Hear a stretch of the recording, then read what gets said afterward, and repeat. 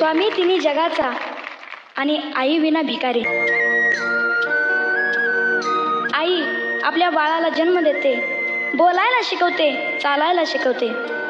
आई आपल्या बाळाला जीवन कसं जगायचं हे शिकवते. आई बाळाला संस्कार देते.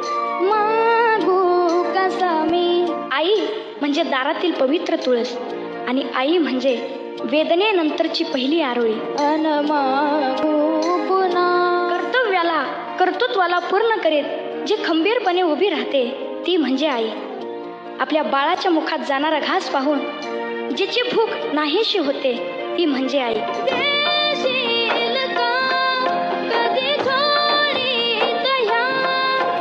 शेवटचं वाक्य सांगतो.